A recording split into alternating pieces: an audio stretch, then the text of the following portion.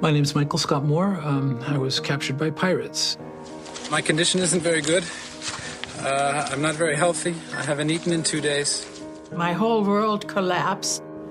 You will probably receive a call, possibly asking for ransom. I was surrounded by young, unpredictable men with guns. The ransom demands got obscenely high. $20 million, and within 24 hours in order to get your son free. I was ready for desperate measures.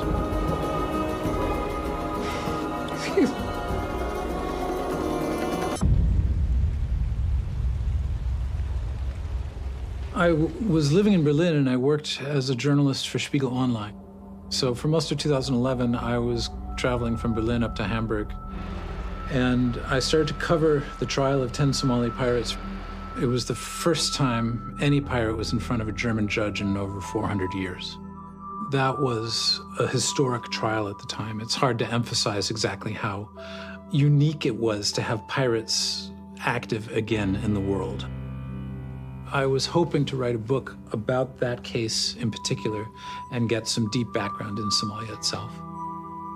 I met another journalist named Ashwin Rahman, who was a documentary journalist, and he had been in and out of war zones, including parts of Somalia, for about 20 years with his camera. So when we decided that we might go to Somalia together, the trial introduced me to some people who could lead journalists through that part of the world. Ashwin and I started to make plans to go to research background on the trial. Somalia was really reaching its apex in terms of piracy attacks. It had started in the early 2000s and built up to a pretty significant point where obscene demands of money were being made, largely as a result of unprofessional, ill-disciplined negotiations taking place, which increase the price of ransoms exponentially. But it was, again, a dangerous, lawless place, a failed state, and shipping vessels and cargo ships going through the straits there were subject to regular attack. Ashwin and I were fairly careful about setting up security and making plans. We were headed for central Somalia, towards a part of Somalia that was actually fairly well trodden by journalists. We knew that it was dangerous. That was not a question. We had security engaged to go out to Hobyo, which is a pirate town on the coast, under pirate control. And that was going to be the most dangerous part of the trip. We were going to interview a pirate boss there, and then we were going to come back. I thought I was going to be back within 2 weeks and be back to covering the trial in Hamburg. When Michael first told me that he was going to go to Somalia, I was just absolutely against it. I thought it would be much too risky. It was not a safe country, and I tried to talk him out of it, and so did other people also. But being my son and, being stubborn, he went after all, and he did assure me that he had a good security team assembled together with his fellow journalists who had been to Somalia before. I asked him to send me periodic messages so that I could be assured that he was safe.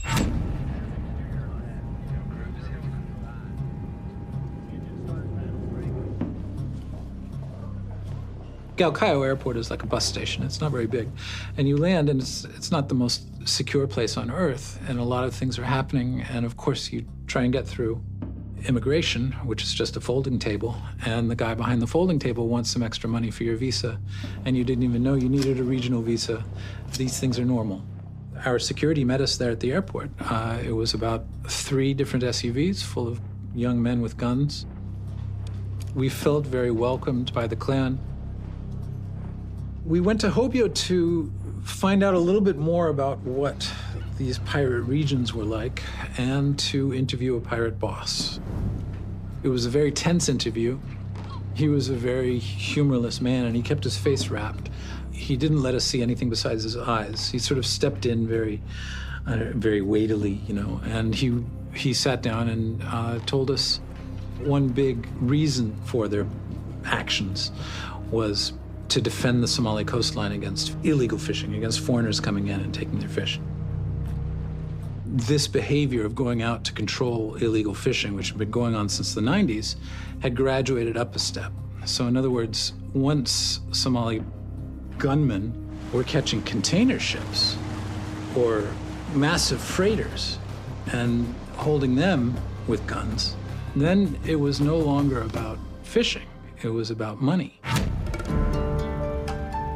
These people assume that the reason why the Somali pirates were doing what they were doing it was about the fishing rights off the coast of Somalia. But as the years progressed, these were no longer fishermen disgruntled that their territorial waters were being emptied by foreign fishing vessels. These were organized criminal gangs looking to make obscene and very large amounts of money from foreign companies and individuals who were sailing ships off the coast. The messages were very short. He would tell me where he was located or where he was going. And I can't remember exactly how many days he had been there. I think it was 12.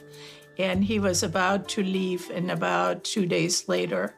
And that's when I thought, well, so far so good. And maybe I can relax a little bit, but apparently I couldn't.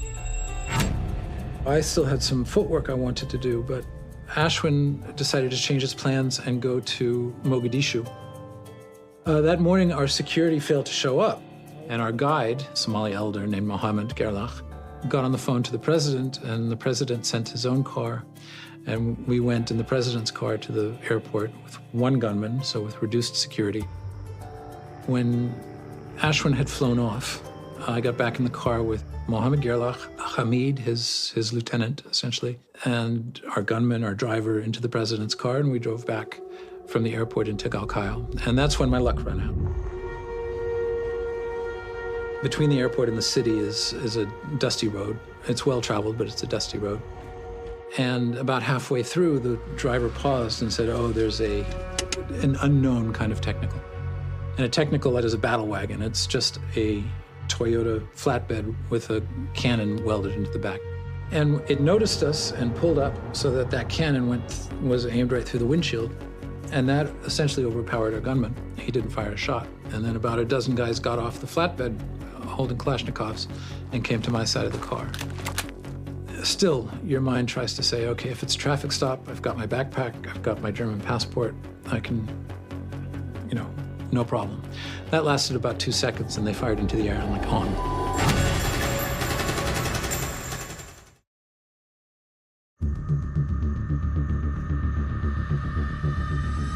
They came over to my door, opened it. I tried to hold it shut.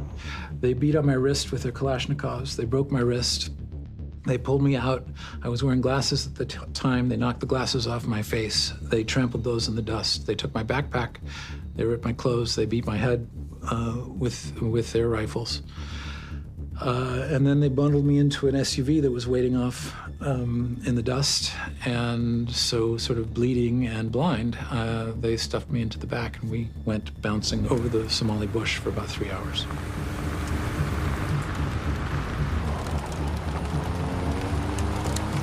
I think they had GPS, drove intentionally away from anything. We didn't follow a trail or anything as far as I could tell either. We just bounced until we got to a camp. At the camp, there was a new set of pirates, and I was slightly aware that there were other hostages there, but I was confused, I was blind, I didn't have my glasses. All I knew was that the pirates wanted me to sit down on kind of a foam mattress that was waiting at the base of sort of a sandstone cliff there.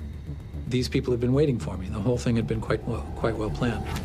I had been trying to figure out exactly who had captured me. So the question was, had my own hosts turned on me, or had an outside group of pirates come to get me? I was getting nothing from those pirates. They weren't telling me a thing. They just wanted to make sure I had no phones on me or cameras or anything like that. I was obviously very angry, but I was surrounded by young men with guns, not just men with guns, but unpredictable men with guns.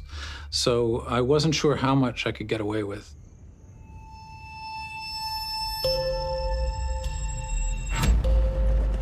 We woke up in the morning and there was the rumbling of a car, and a car showed up to take us away. So all of a sudden I was in the backseat of the car with two hostages. They were two fishermen from the Seychelles, and they had been captive for about 3 months. One of them was named Rolly Tambara, and he became my friend, my best friend. And his friend was Marc Sangwar. They were both in Rolly's boat out near the Seychelles. And then Rolly and Marc and I spent about 4 days in a prison house, a filthy house on the edge of Hobyo. It was a Saturday morning. Out of my kitchen window, I saw like 5 men getting out of a car dressed in suits and looking into my window, and I thought, what is that? And then I hear the knock on the door, and they are standing in front of my door telling me that Michael had been kidnapped. My whole world collapsed. They did not have a lot of information except that Michael was kidnapped. And they were kind of letting me know what I could possibly expect.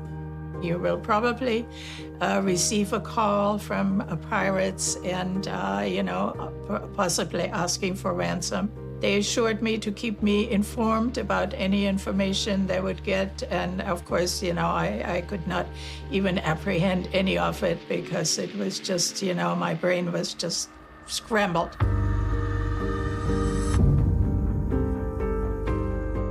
After a few days, a Somali came up to us where we had our mattresses spread out and said, "Come, we're going to make a phone call." So I went up the bluff with the gutman, and there were two Somali pirate bosses sitting on top of kind of cross-legged on top of the bluff. One had a pistol, the other had a phone, and he handed me the phone and he said, "Call somebody." So I dialed the only phone number that I knew by heart, which was Mom's. I got her on the phone, and I could tell from her early questions that she had already been prepared. And Michael called and said, this is Omar here with me. They're requesting $20 million and within 24 hours in order to get your son free. And I'm just so astonished. I didn't know what to say. I mean, where am I going to get $20 million? And of course, the US government does not pay any ransom. So I was on my own. The US government, similar to the UK government, do not pay ransoms to proscribed terrorist organizations because they believe it funds terrorism which can actually be used against their own interests. Michael's mother would have been advised, actually, don't rush to the finish here. Now that can sound quite counterintuitive because as a loved one, you want to get your son, daughter back as soon as possible. But we've found that if you agree to demands too easily, too readily, and you pay unreasonably high amounts, actually you're going to extend the amount of time that the hostage is going to be held and potentially increase the risk to them. It was incredible to hear my mom's voice, and that was very overwhelming. I could also tell that she was emotional. I mean, I could tell that she was scared. This was such a tense phone call. We both thought that everything was riding on the phone call. The bosses told me to demand $20 million and to say that if they didn't get it within 3 days, within 72 hours, then the pirates were going to starve me. They wanted me and they wanted my family and friends to sweat. The pirates did cut off food and water, but by the end of that day, I think they gave us dinner. So we knew that that was an empty threat. At that period in the 2000s, the ransom demands had just gotten out of all proportion. They'd got obscenely high, and I think that led itself to the kidnappers having an overinflated and unrealistic expectation of what hostages were worth. And it goes to the point that having discipline and focus and a clear strategy in your negotiations is paramount to prevent unreasonably high amounts being paid. Because counterintuitively, that can actually put the lives of the hostages at even more risk because it raises the expectations in the minds of the kidnappers.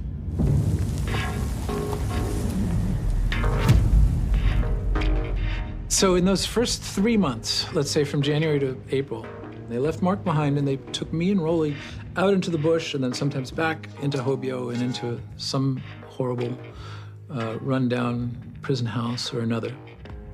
And always we seemed to move in a hurry because of aerial surveillance.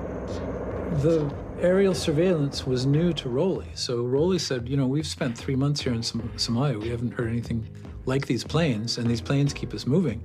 We think they're here for you. I'm like, I think so too. The pirates certainly thought so, and every time there was the sound of a plane or the sighting of a drone, sometimes they saw a drone, they got really upset. And normally we would break camp and move like in a hurry. In the early stages of Michael being taken, he was moved around a lot, taken from safe house to safe house and location to location. And that's quite a common tactic because in those early days, the kidnappers are at risk potentially of being discovered. So they want to make it as hard as possible for the eventual safe house, the eventual stronghold to be discovered. Plus, it disorientates the hostage. So they really lose track of where they're being held, which then minimizes their desire to potentially escape. At the end of March, we were back in Hobyo, living in a ruin, and we had to go out to go to the bathroom among the rocks. And whenever we did that, towards the end of March, we started to notice there was a ship anchored off Hobyo. In the middle of April, they drove us by night onto the beach at Hobyo and took us by skiff out to the ship, a long liner for tuna called the Naham 3. 28 other kids on the ship were also hostage. So we joined the hostage crew from that day. That was mid-April, and we stayed there for the whole summer of 2012.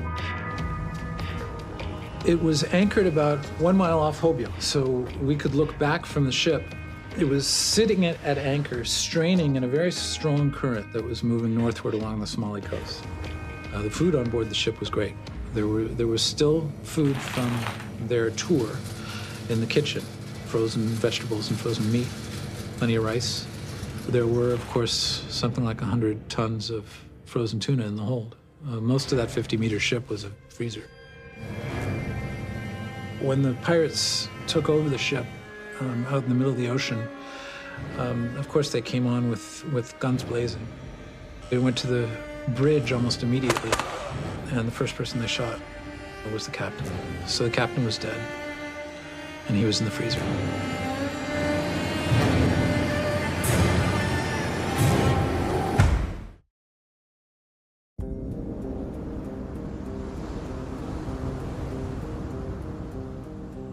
We were mistreated, but not regularly, so it wasn't systematic. It was just every now and then.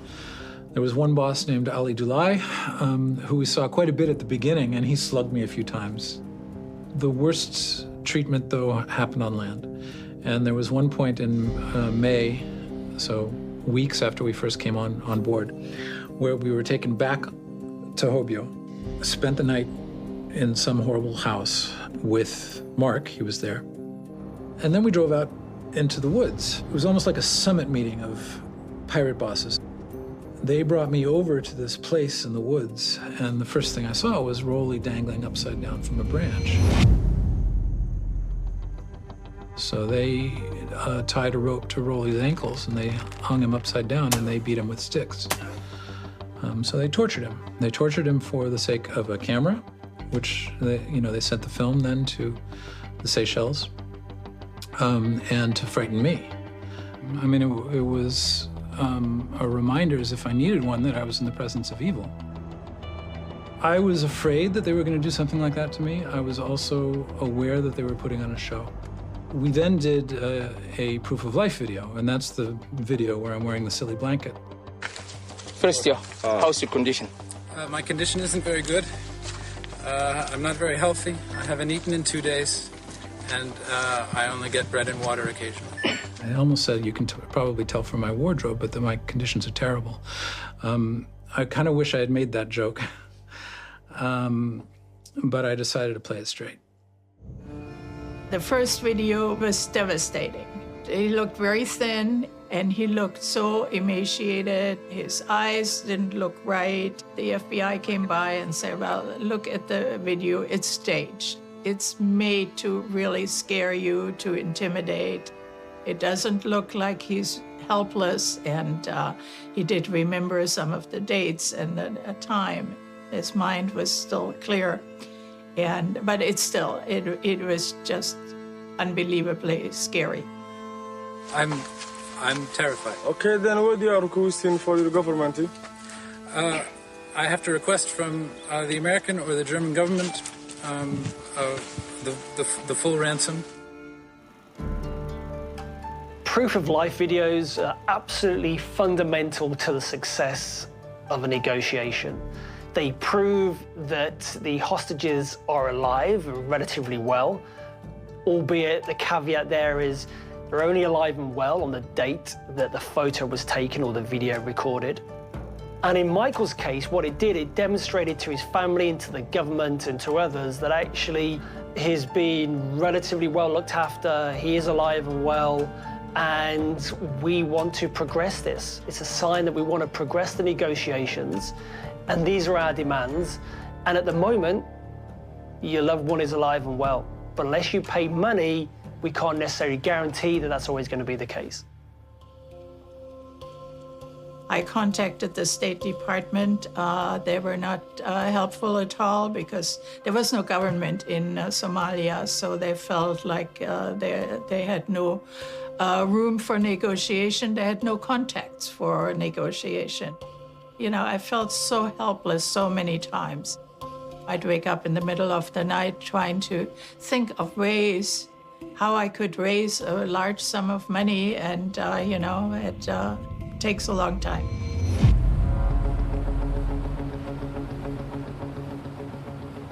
So we spent the summer on the Nahum 3. One thing that started to happen during that summer was regular visits from a surveillance plane. And the first day it happened, the plane came low next to the ship so that I could get a good look at it. Nothing on it, except maybe a cameraman. So it was not there to rescue me. It was not there to fire weapons at the, or even threaten the ship. We had been circled a couple of times by military helicopters, so I knew the difference there. At that point in the summer, if I had seen another military helicopter, I would have jumped. And I think I had even said so on the phone.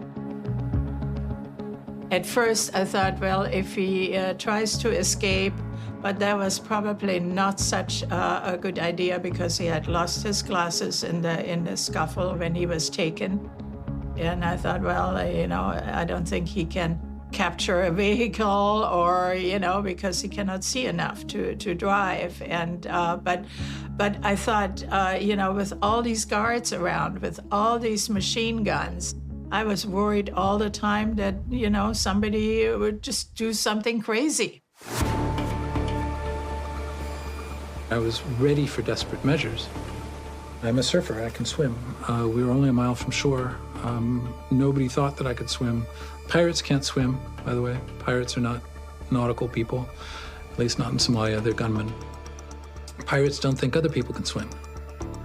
I was ready to jump off the ship. So that night I thought that there isn't going to be much other opportunity.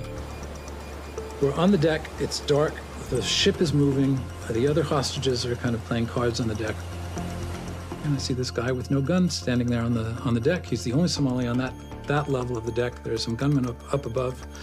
My great fear, of course, is getting shot when I jump, but I'm like, well, it's now or never. So I kicked off my sandals and I made a running leap for the side of the ship, and I jumped.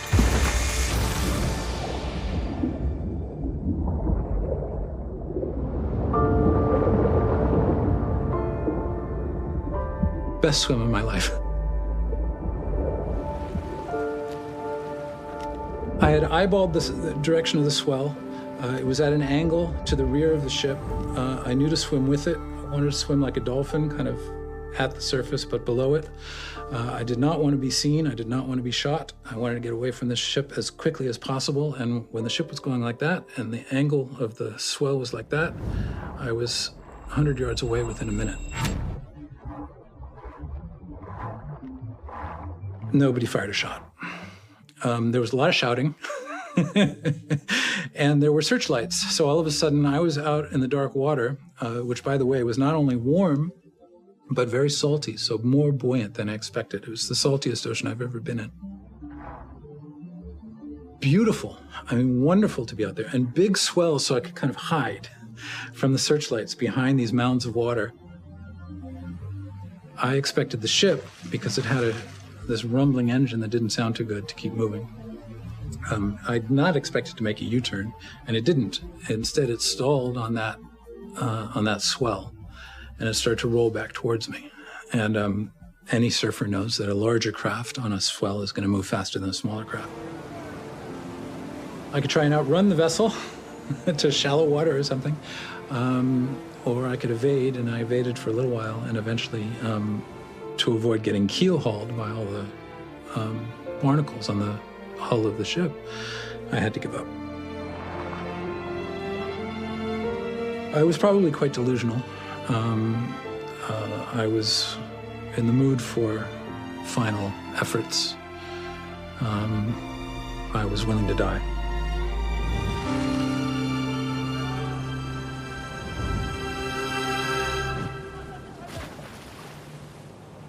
When the men on board got together and put a life preserver on the end of a rope and threw that into the water, I grabbed it and realized I had to have a reason to give to the pirates. I had not thought of an excuse or anything like that. But when I got to the deck, I had my excuse, which was I didn't want to get sold to Al-Shabaab. I mean, when we were out there on land in May, and Rolly was getting tortured, and I was talking to Mohammed Garfanji. Garfanji had said, the next time you come on land, we will sell you to Al-Shabaab. By the time I was back on the deck, I had my excuse ready-made, thanks to Mohammed Garfanji. I said I didn't want to be sold to Al-Shabaab. My reasoning caused a rift in the pirate gang. So they beat me as punishment, but then there was an argument between two sides of the pirate gang about how I should be treated and how I should be kept. I was in solitary confinement for the next 3 weeks. Had to stay in my cabin, couldn't mingle with anybody outside.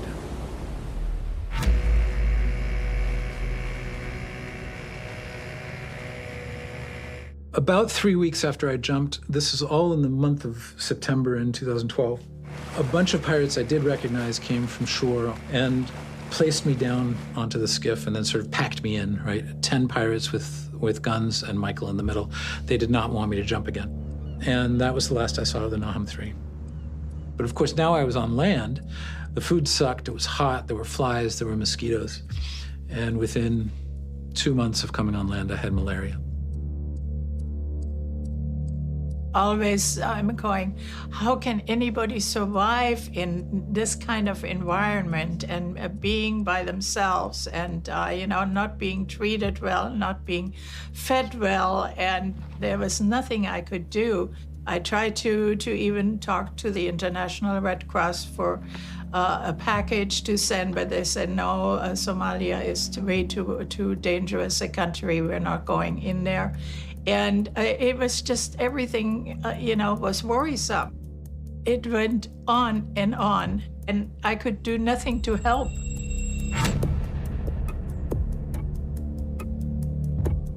In January of 2013, so 1 year on from my capture, I had a phone call with my mom. And I thought that a year on, that was a perfectly good time to set me free.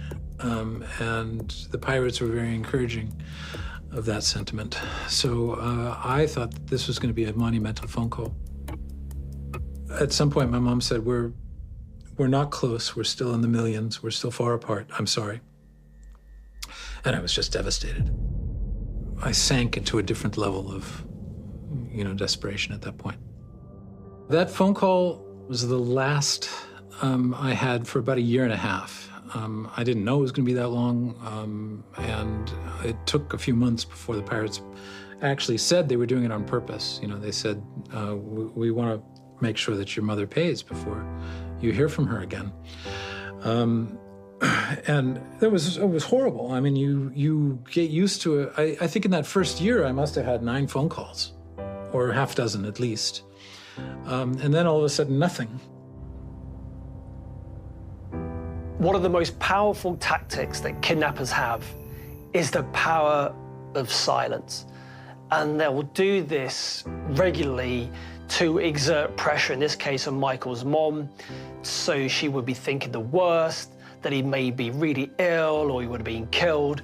And this is a standard tactic from the kidnapper's playbook. And they do it just to exert as much pressure as possible. There was a time when I did not talk to Michael at all. I always asked for proof of life continuously, and many times they would just say, no, you need to send money first before we let you talk to him. The pirates would not come off the $20 million demand until about, I think it was 2 years later. And all of a sudden, they were coming down to about maybe 6 million. Then they were 4.5 million. Then they were up to 5 million again. And I had raised more money. And finally, I had 1.6 million. And I said, that's pretty much it. I cannot raise any more family and friends. And I have done as much as I can. And they said, no, that's not enough. Michael's mom took up the most unenviable position, and that is to negotiate for the release of her son. And as a parent, it can't get much more traumatic than that. But what she did, she was able to regulate her own emotions effectively, and that is the #1 skill of all the top negotiators in the world. The final amount that is agreed between the kidnappers and the family or the company or the government is largely dependent on what they are willing and able to pay. And Michael's mom had exhausted all avenues, all means of raising any more funds, and the 1.6 million that she managed to raise was the maximum available to her. But in every single kidnapping case, it is about managing the expectations of the kidnappers that they're not going to get anywhere near their initial demand. So there has to be that management expectations, and reality kicks in terms of the amount of money that is available.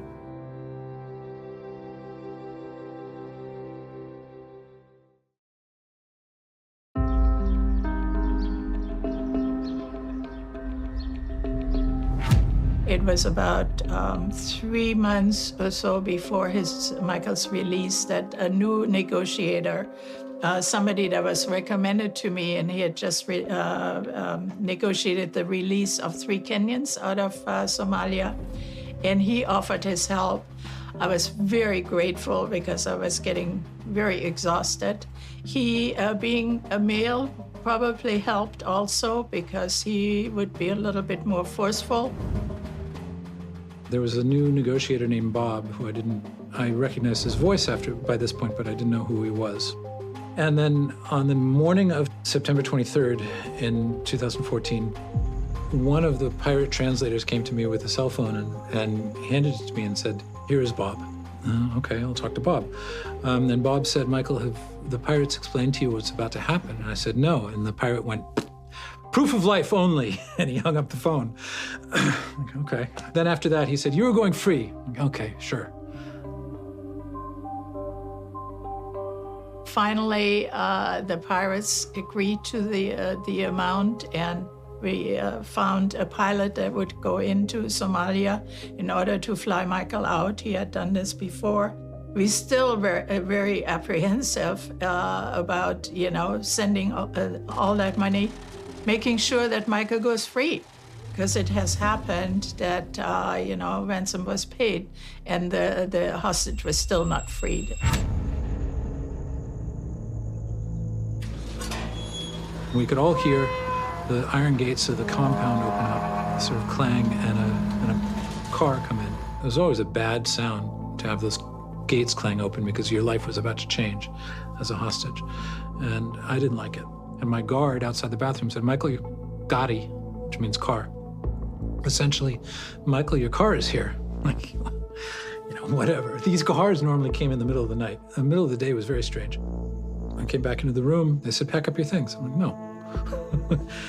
Some other people came in from the car, including a sack of money, bundled $100 bills. Like, I don't even know if those are real. "Michael, you're going free." I'm like, either that or you're selling me on to another, group. I'm not going to get my hopes up. And then one by one, the guards came to shake my hand and say goodbye. Like, oh, okay, this is different. They said, "We're going to take you in the car to the airport." Whatever. I guess I'll pack. Okay, fine, I'll pack. The pilot flew in. We were on the phone with several people, and we heard that Michael was on its way to the airport. And then they said, "Okay, you're going to go out and get in the car, but here's the thing. We're not going to take you to the airport. We're going to take you out to the bush and give you to another group of Somalis." I said, "Aha, see? I'm not going free. You." They put me in the car. Instead of being packed in by gunmen, 2 guys in the car, one of them could speak English, maybe one gun visible. We drove out into the bush, not very far. A white car pulls up. There's a very high-ranking pirate in the passenger seat. He got out and got into the car with the pirates who had delivered me. I got out and got into the car with the driver. And the driver seemed to be very happy to see me. And he said, "You're going free." I said, "Oh, I guess." And he said, so he took out a phone and he dialed my mother's number. And it was her and Bob on the other end of the phone. I got a call. He was on the phone, and I said, "Michael, you're going free." So his voice changed immediately. And so that was the happiest day of my life. Then I got into another car and drove to the same airport where I said goodbye to Ashwin 2 years and 8 months beforehand. And there was exactly one plane at the airport, and it was a Cessna. A man stepped out of that and took my picture as I got out of the SUV, and he said, "These are for your mother." I said, "You must be Derek." I said, "Yeah."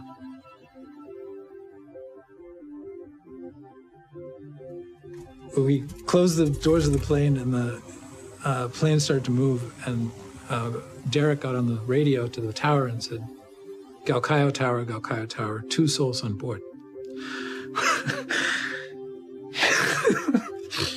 Which is... Excuse me. That's still...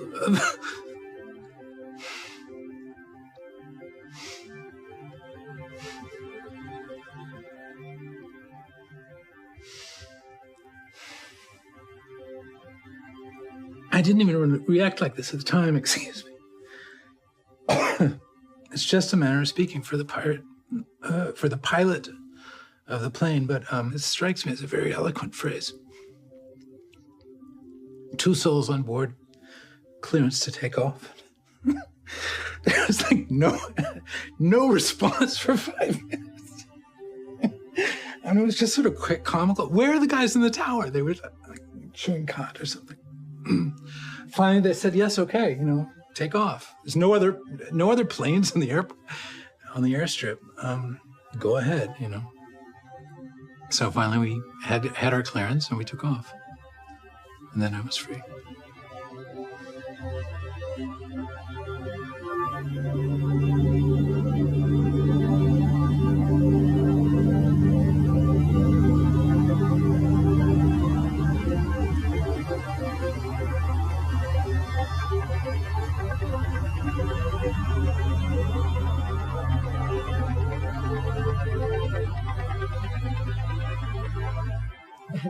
So when the plane took off, what a relief.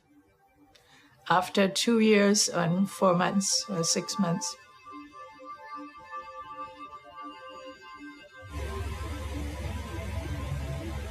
I didn't feel safe until the wheels were off the runway. None of it was believable to me. You know, I wasn't going to allow myself to believe it until we were actually in the air. And it turns out that's the moment they were waiting for back in California too. Once they got to hear wheel, these phrases, man. Wheels up in Galkayo. That's when it was real. So, and then once we were in the air, Derek said, I know two of your friends. I said, I'm sorry for being confused, but I don't know what you're talking about. He said, well, Rolly and Mark.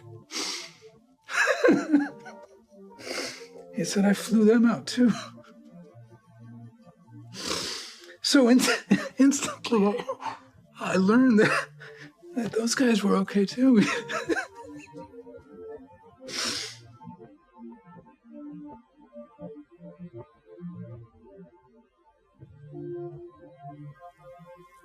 It was not like this in the plane, but it was a moment where I had been holding in so much all that time. It was just very emotional. It was great. It was great to hear the news about my friends.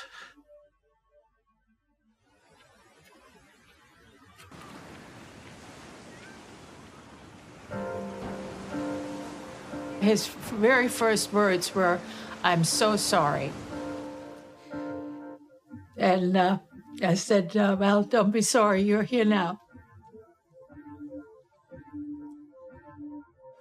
And I was aware that she was involved from start to finish because it was her voice I kept hearing on the phone. At the same time, I knew that between those phone calls, there were negotiations happening. I didn't know who was doing them. And so it was surprising to learn that my mom's was the voice that the pirates heard on the phone almost all the time, that she was the one doing the negotiating.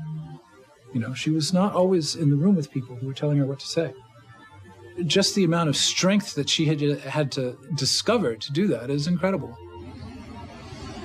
It'll always be part of his life. And I'm amazed how well he has recuperated, and also mentally that how he has dealt with it and gotten on with his life.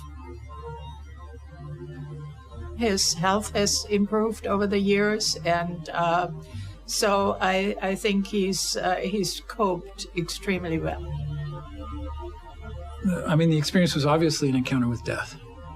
It was also an encounter with evil, and so those things can't help but change you. Also, the realization that to get through it, I had to detach myself. If you dissociate from something that horrible that's happened to you, you eventually have to go back and reconnect to it. Detachment from feelings at the time it's a spiritual discipline. So.